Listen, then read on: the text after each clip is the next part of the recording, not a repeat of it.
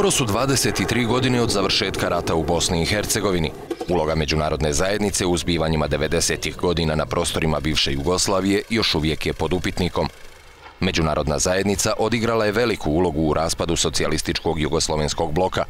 Njene najjače članice bile su Velika Britanija, Francuska i Sjedinjene Američke Države. Najkontroverznija je uloga Francuske u ratu u Bosni i Hercegovini. O tome svjedoče brojni spisi, knjige i ispovijesti. Florence Artman, novinarka i spisateljica, je u svojoj knjizi, koja je utjecala na sudbinu namijenjenu enklavama Istočne Bosne. Zasnovana na citatima direktnih aktera događaja, nudi objektivnu demonstraciju stepena odgovornosti velikih sila, posebno Francuske, u zločinu genocida koji se odvijao pred njihovim očima. Treba za žrtve, treba za region da se zna šta se desilo, a da ne ostane znak pitanje, pa ja imam svoj stav da vi ste počinili genocid, mi nismo. Čekajte, ako je ozbiljno. I tu onda rešavamo. Vidite, ima samo jedan predmet koji se može voditi za genocid, je Bosna protiv Srbija. Ista se francuska politika vodila i kada je u pitanju bio glavni grad Bosne i Hercegovine, pokazuju najnovije ispovijesti. Guillaume Ancel u svojoj knjizi Ledeni vjetar iznad Sarajeva prvi put javno svjedoči o dvosmislenosti i pristrasnosti francuske politike tokom sukoba u Bosni i Hercegovini. Za N1 je rekao da je u izloženosti napadima sa srpskih strana i nemogućnosti na intervenciju izgubio 18 svojih ljudi.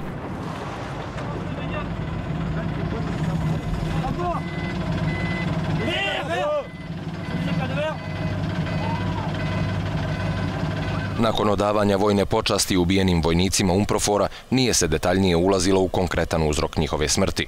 No, čija je suodgovornost za preko 100.000 ubijenih i preko 2 miliona raseljenih u Bosni i Hercegovini? Ako ljudska zajednica ili neka od zajednica država koje su stvorili Evropljani, kada bude pokazala, a morat će pokazati interes i za istinu o svojoj ulozi i istini u tome što je ona donijela narodu Bosne i Hercegovine, tada neće biti moguće mimoići ni osudu užasnog nemorala i cinizma politike, čiji su protagonisti bili François Mitterrand, John Major, Boutros Ghali i njihovi suradnici i nasljednici sve do kraja rata, napisao je akademik Muhamed Filipović.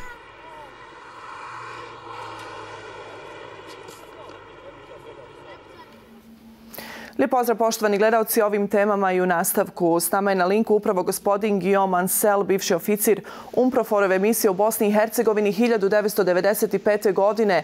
Mr. Ancel, welcome to N1 and thank you for joining us to discuss these very delicate matters. Bonjour. I would like to take you to the beginning. When did you arrive to Sarajevo? What was your mission? And eventually, what was your knowledge of the situation in Bosnia and Herzegovina back then?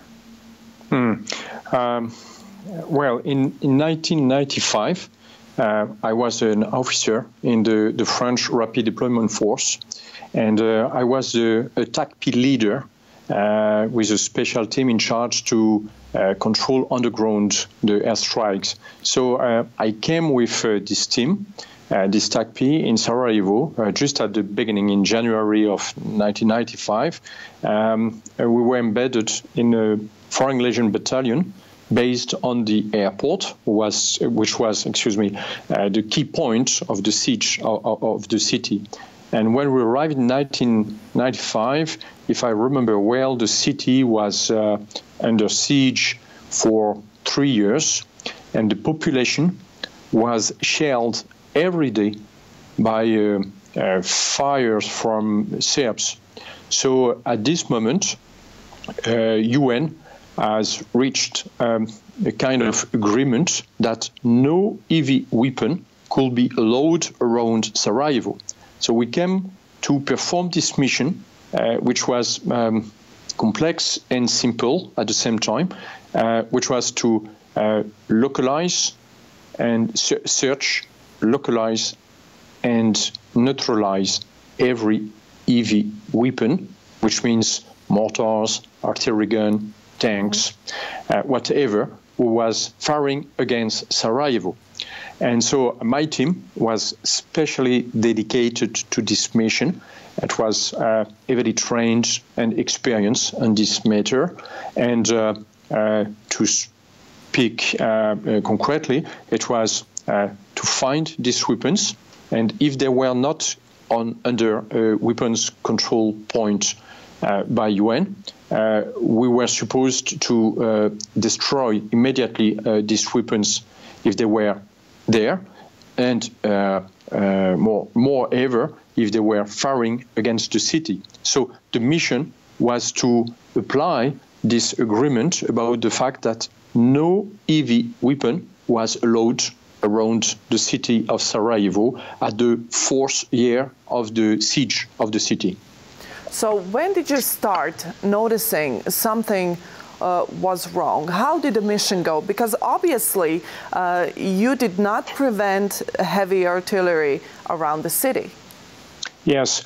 In fact, as soon as we arrived in January of 1995, we have a strange feeling, and that's why I called the story I wrote in a book, Frozen Wind on Sarajevo, because we felt frozen by the fact that we have this difficult mission to perform, because to control on the ground an airstrike needs to be very close to the target. And so we start, I think, the first or the second day of our mission, because there were daily shelling on the city. And so we found that was a gun, yes, that was an artillery gun firing against the city.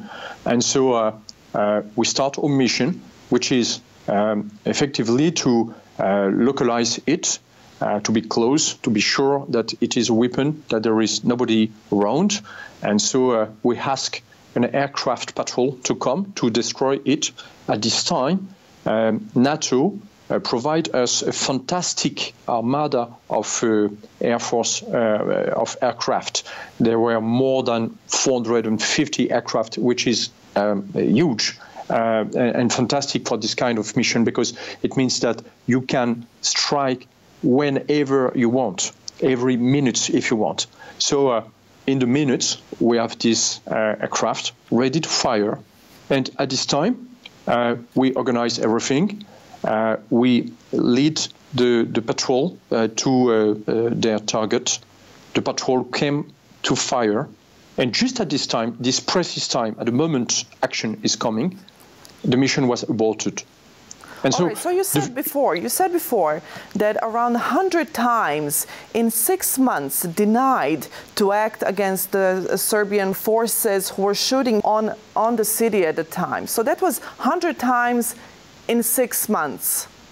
Yes, because what I described just here at the first days of our mission was repeated not 10 times, but more than 100 times. It means that 100 times we found an heavy gun firing against Sarajevo. We were exactly on the rule to stop them immediately and to destroy it. And more than 100 times, aircraft came, all was ready, the target was in sight, and we were stopped. We were stopped at the last minute. Who stopped you? When you say you were stopped, who gave that order to stop the attack?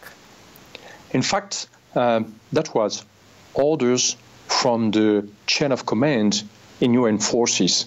So at the beginning, I believed, okay, there is a problem of coordination, or this is this fantastic mess in the UN who prevent us to do our job, because that was our mission. But in fact, we understand progressively that was not the case. That was a frank policy from France, because at this time, French have the key role in the UN chain of command. And in fact, they were ordered by the French officials, because this is not military to decide on this kind of policy, that it was no way to attack Serbs aggressors. And so the mission became a nonsense, because we went to protect the city of Sarajevo.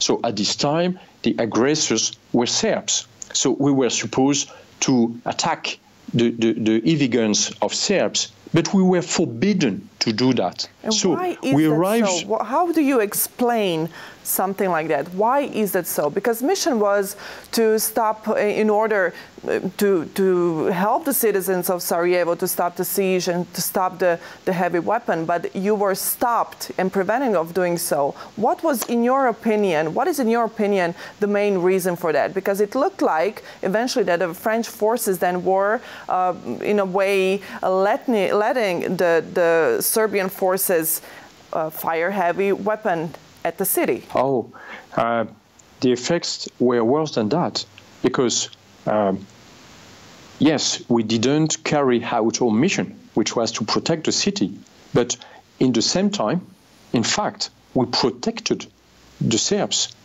Or the mission said to everybody, to all the world, was the contrary. We said that we went for humanitarian reason to protect the city during the siege, and in fact, we lost the siege because in refusing to stop the Serbs' attack, in fact, we let them do that without any trouble.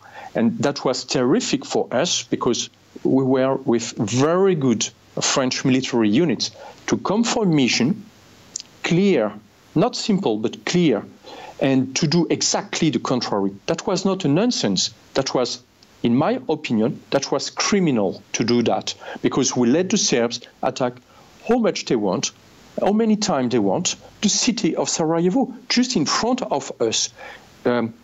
We were there to stop them, and we were forbidden to do that, in fact. So we were just simulating to do that with the aircraft, with all these soldiers putting their life in risk, in danger.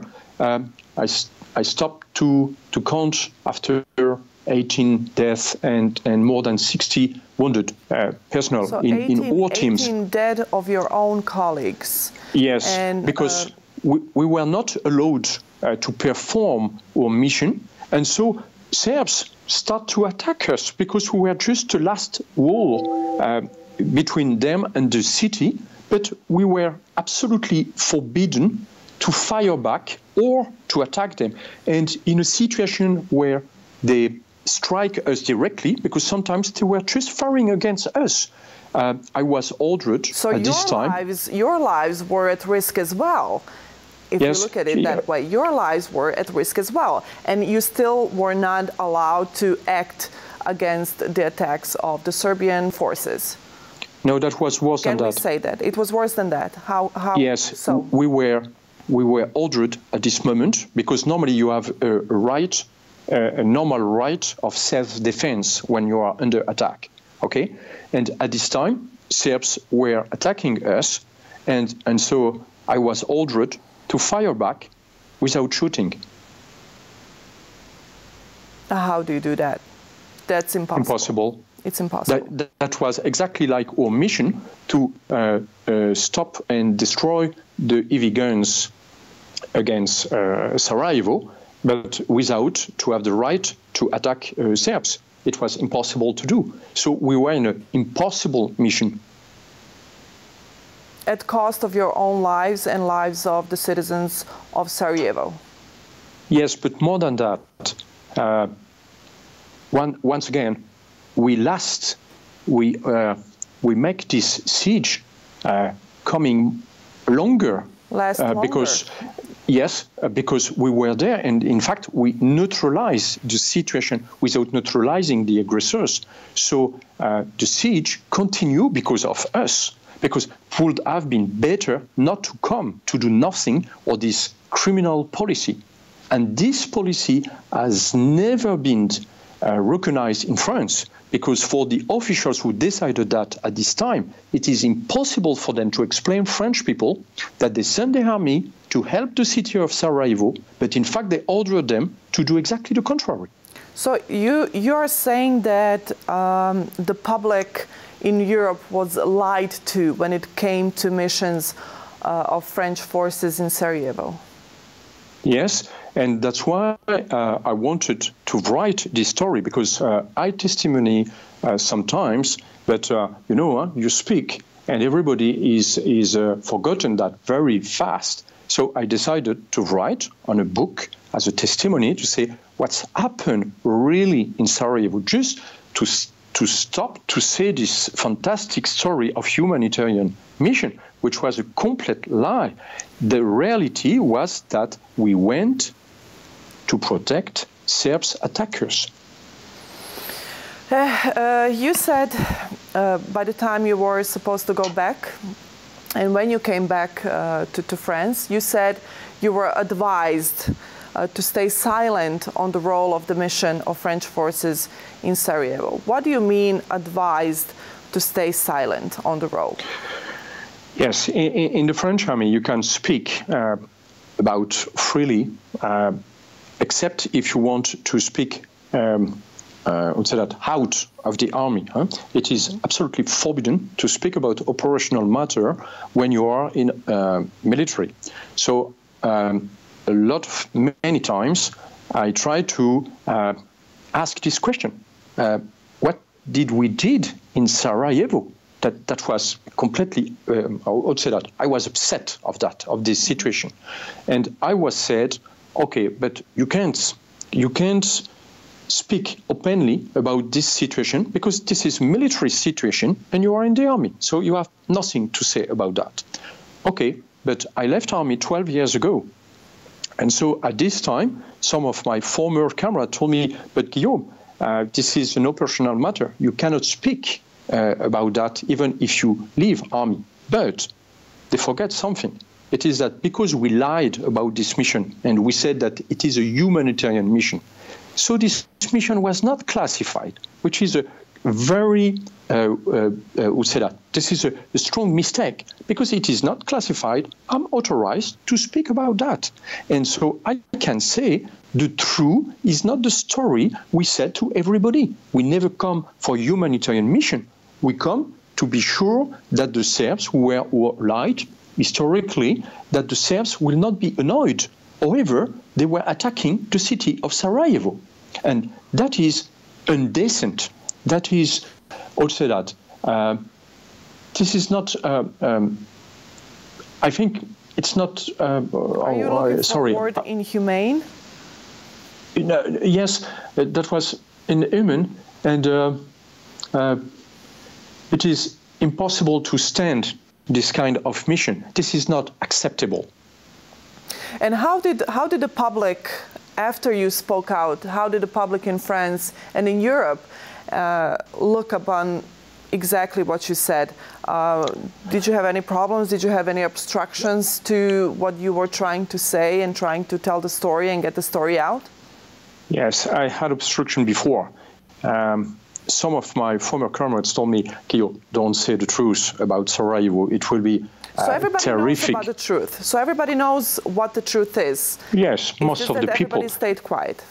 Yes, most of the people who were involved in Sarajevo, thousands of military French were in Sarajevo. They knew perfectly the situation, and they understood that was completely, I would say that, unacceptable. That was close to be criminal. This policy never said, but done on the ground, not to attack the Serbs, which were the aggressors, who were the aggressors. So most of my comrades, after the publishing of this book, they wrote me to say, Guillaume, that's nice that somebody wrote what really happened in Sarajevo. But they don't want to speak, especially if they are still in the army, they don't want to speak about that because they are not allowed to. But the fact is that about 25 years after, I think it is time things to be known and truth to be said, because we must think about that and avoid this to be repeated. Because if we are not telling the truth, if we are not telling the truth, the risk is that this could be done again. And we see it's repeating all over again, all around the world. Speaking the truth is a very courageous thing, we have to say. I'm going to cite you. This is what you stated before. Armies are often criticized for this culture of silence and this constant pressure exerted by military environment. In reality, it is mostly a culture of not writing. You have the freedom to speak internally, I do not remember a single military asking me to keep quiet in our closed circles. What is forbidden to speak? Why is it forbidden to speak publicly and thus to write? Please elaborate on this a little bit more for us. Yes, sure. In fact, the rule, which is completely democratic, it is that military have not to criticize the politician orders. So this is official, this is politician to decide what they want to do for the country.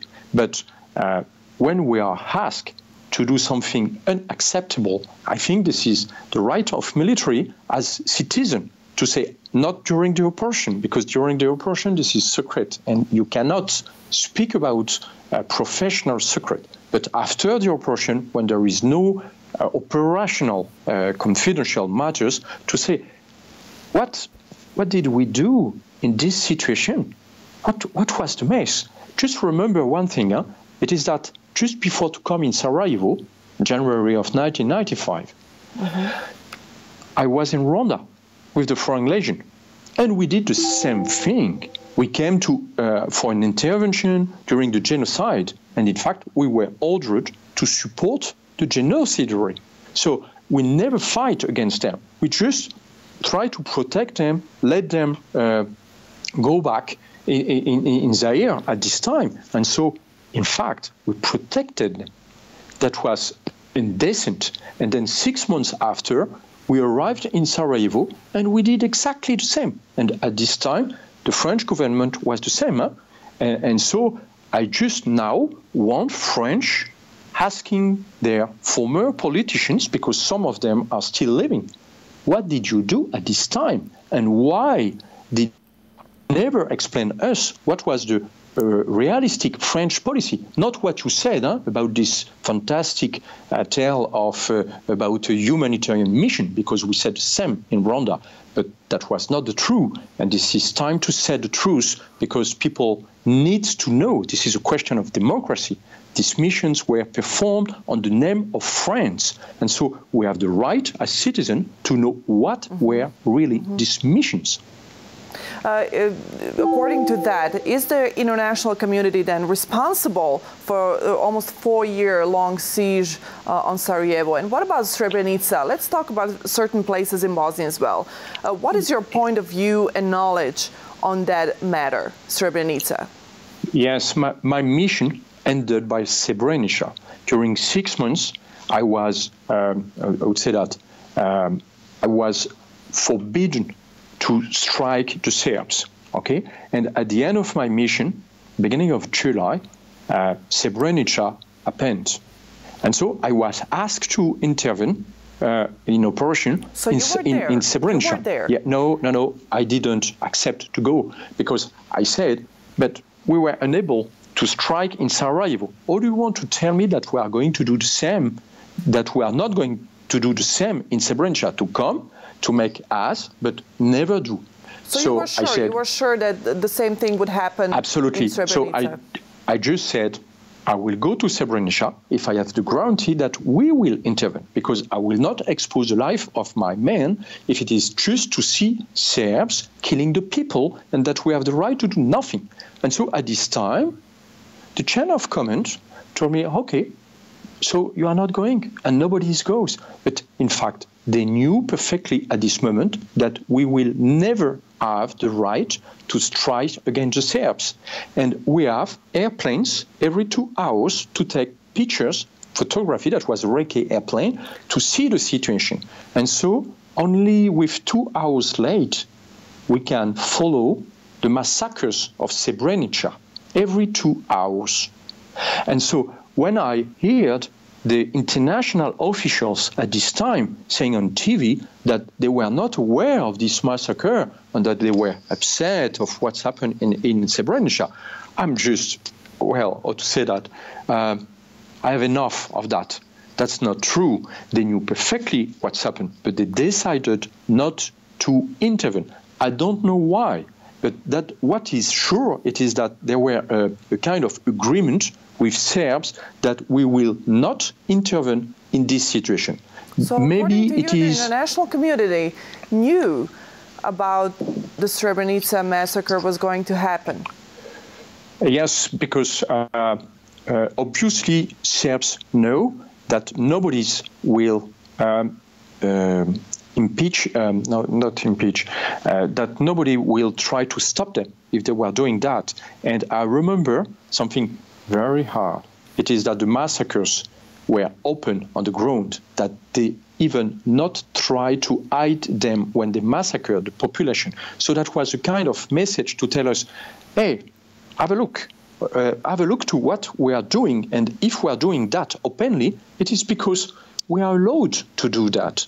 And so I think it could be a very interesting work for the historians to tell us what was the agreement at this time who lead to these massacres of Srebrenica. It is relied to the blue helmet taken in hostages in Sarajevo just a month before, that it was the counterpart of that, the fact that they were released, or it was the counterpart of the fact that an American pilot has been crashed during this period. I think that was in June, and that the US said that they search and rescue their pilot with a special mission, which was another lie, because in fact they negotiated this pilot with Serbs. And so what did they give in exchange of that? I don't know, but maybe it could be Srebrenica. You don't know the politics behind it. You don't know the exact politics behind it, but it happened. How do you comment the latest verdicts in The Hague against Serbian officials that acted in Srebrenica in 1995? Yes. Taking in consideration that international community can be held responsible for it in the first place? Yes. Yes, I think it is surely the situation. It is that international community, in fact, would say that they withdrew on the situation. I don't know why, but they exchanged something with the Serbs and that they let them conduct this massacre.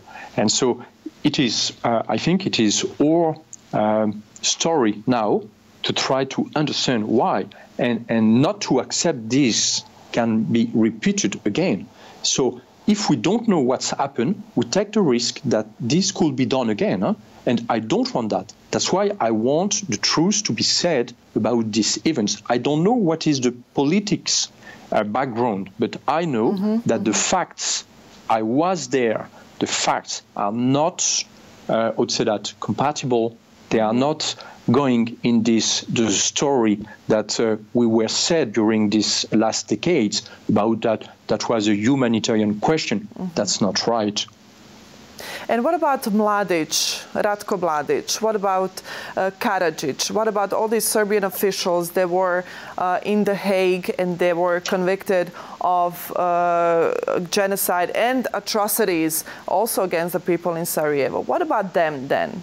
Just if we look at international community knowing what was going on. I was going there.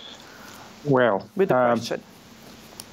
I think that was nice that an international court take care of them, because that's the best for them. I just have one regret. It is that at the end of my mission, I was ordered to shell the house of, I suppose, we didn't know exactly what was the target, but I suppose that was General Mladic, because the new president, Jacques Chirac, at this time, decided to act strongly against the Serbs. But in fact, he was prevented from that, and this strike, as all the others was aborted at the last moment. He was prevented by his advisors, who obviously told him, no, don't do that, it is too hard, and we will have a problem, and don't fight against Serbs. But we had the possibility, that was, I think that was end of June 1995, we had the opportunity to kill General Mladic. And I just regret not to have done that, because it would have been a very good message to the aggressors to say, you want to fight, but be careful, because we can fight again. Also, excuse me, we can fight also. Okay. What happened in Lukavica? Let's go to other certain places in Bosnia. What happened there? French forces were stationed at the airport as well, as you said at the beginning of our interview, and basically have been a target all the time. You had no permission to shoot back, to protect yourself. And what about Lukavica? Yes, Lukavica was a Serb base very close to the airport. And so many times we found artillery gun firing from Lukavica to the city of Sarajevo. And I remember that one time we observed a gun firing directly at the way out of the tunnel. And so a bus who was coming to take the people went out from the tunnel. So the bus was completely destroyed and crashed by the firing, the artillery firing of Serbs. And so on this situation, that was supposed to be an immediate fireback from UN forces. So aircraft arrived, and we were ready to destroy this artillery gun. That was very easy because it was firing just in front of us. And we were stopped at the last moment, but during hours, because during hours, UN told me, go on, you have to do that. And in the same time, each time the aircraft was ready to strike, each time I received the order, okay, stop. We are going to wait a little bit because there is a problem. But the problem was that we have not the will to do this mission because French policy was not to strike against Serbs. At all means, by all means, never to strike against the forces of the Serbs who actually attacked you and the citizens at the same time. Yeah. Yes, absolutely. How does one digest something like that? How does one deal with the fact that that was actually the politics, French politics towards Bosnia and Herzegovina? In one hand, you can say it is your job. But in the other hand, I'm a citizen. That is frankly unacceptable. That's why now, as a French citizen, I just ask, what was this policy of France at this time? And that we asked same in Rwanda. It is that, the French policy, to help aggressors in the world. And, the situation worsened.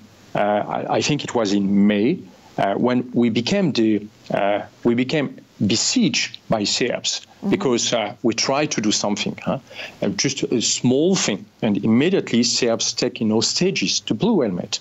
And at this time, one of the strong point of Foreign Legion was besieged by Serbs. And so we decided to strike Serbs to help the men because the Foreign Legion will never surround. And I was ordered at this moment to let our soldiers be killed more than to strike Serbs. That was terrific. And I refused to obey this order. So I had some troubles with the French army. But in fact, the problem was that these kind of orders are illegal. And so it cannot be carried out. And that's normal for an officer to say at one time, no, I will not do that because this is unacceptable. And what happened then when you decided not to obey that direct order? I was just in trouble, but that was difficult to ask for me, or to say that, a disciplinary sanction against me, because that will need to explain what was the order I refused to obey. And when a French general asked to let his men be killed on the ground, I think he would prefer not that to be said. So it's kind of indirect communication back and forth. What about case Šumarska? What happened there? Yeah, that was the Schumacher I was speaking about. Yeah. Do you want me to speak? Commander Bernard Janvier? Yes, Bernard Janvier. Yes. He was the commander of UN forces at this time. Yes. Mm-hmm. Okay. And how did he look upon that particular case? Well, I don't want to criticize any of my former military comrades, because this is not my job. My job is that it is to say what's happened really in Sarajevo. And I suppose that if General Janvier or whoever else gave us such orders, which are completely unacceptable, it was because they have to do that. And they did not decide of this policy. Huh? This is not them. I want to hear our officials of this time. And that will be interesting, not to have the General Janvier try to explain why he obeyed unacceptable orders. Okay, Mr. Ancel, in your opinion, why were the Bosnian Serbs so protected, even at cost of French Foreign Legion and your lives? And this is a mystery. And this is a mystery because that was obviously that was a covert black policy in France, because our officials of this time, they never said that to France, that they decided to protect Serbs. They said the contrary. That's why I want this to be investigated, because they said one thing and they do exactly the contrary, which is not very normal from a politician. But when it is criminal like that, or like in Rwanda, it is to be prosecuted.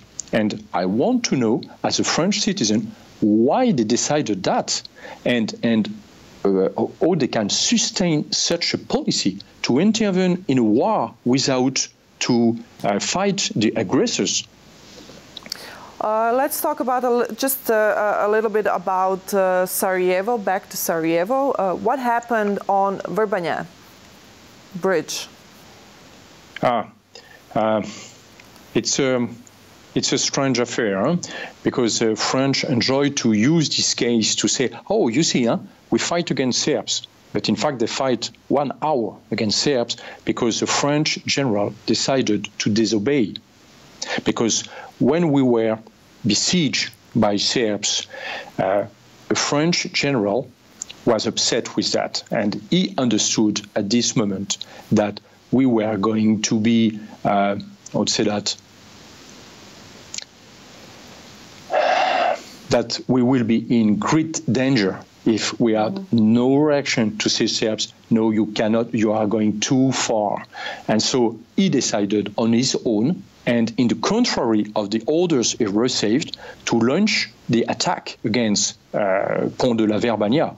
And so the team who lost the post was ordered to fire back and to take and to seize the post. But that was the only one time where we shot the Serbs, and we never do that again.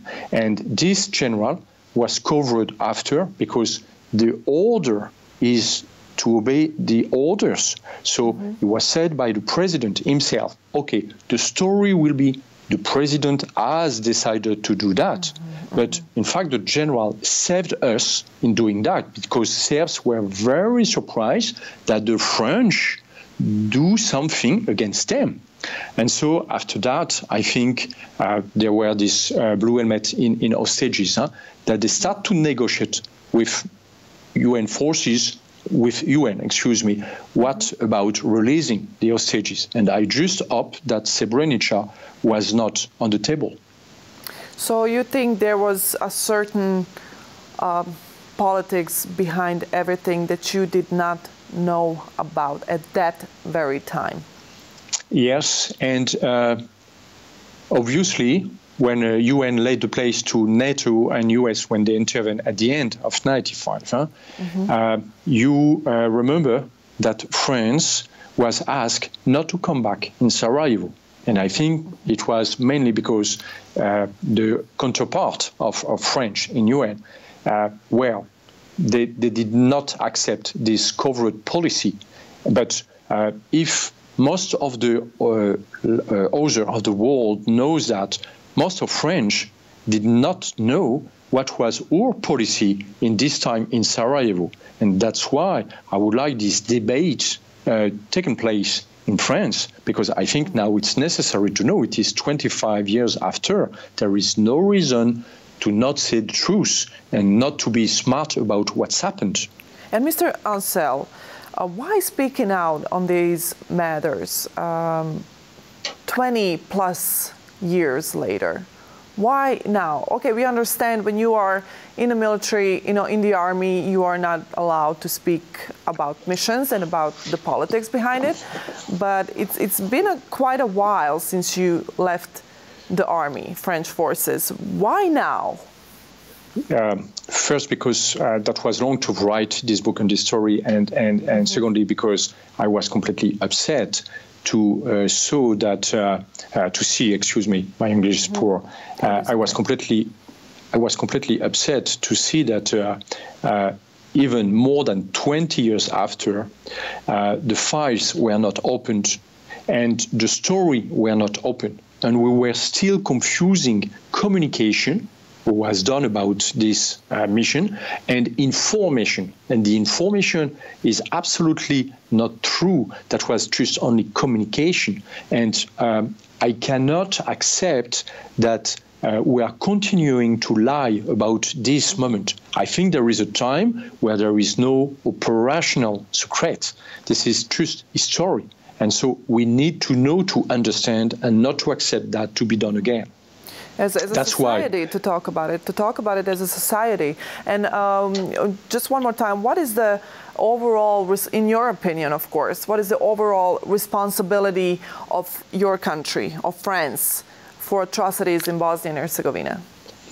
Well, I think it would have been better for us not to intervene. If it was to do that, that would have been better.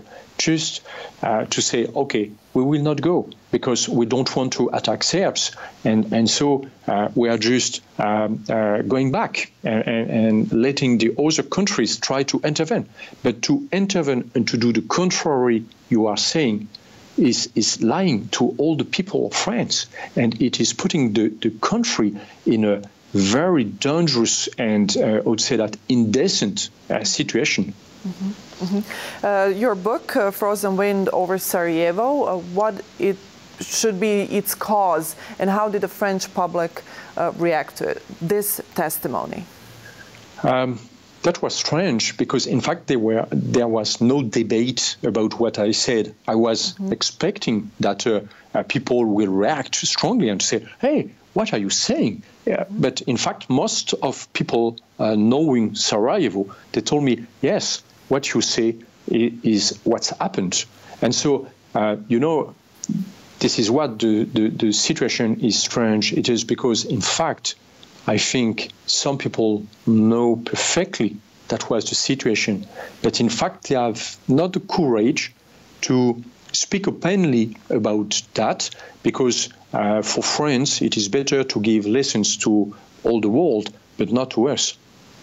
Bosnia and Herzegovina in the 90s are obviously a bloody stain on Europe's conscience.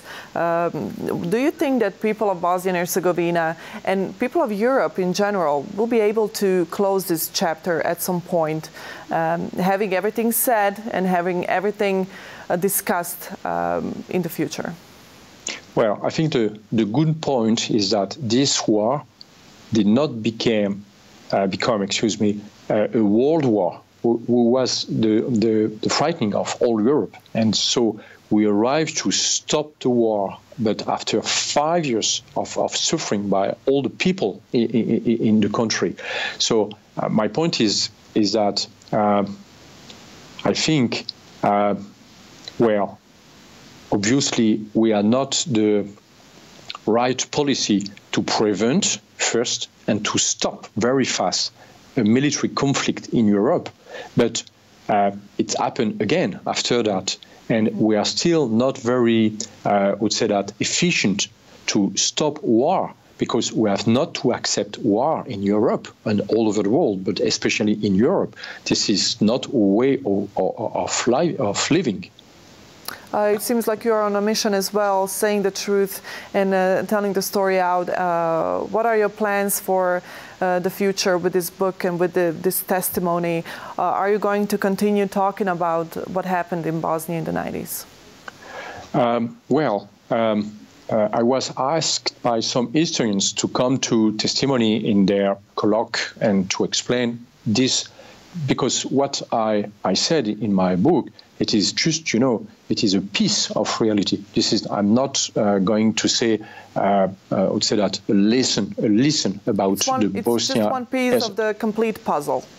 Yes, exactly. But this piece is not compatible with the story we said until now. So what I would like is that this story is becoming closer to the reality for people understand and for people have the possibility to say, okay, now we are, I would say that we understand and so we can live with that. But when you are still asking 25 years ago what's happened really, it is difficult to live.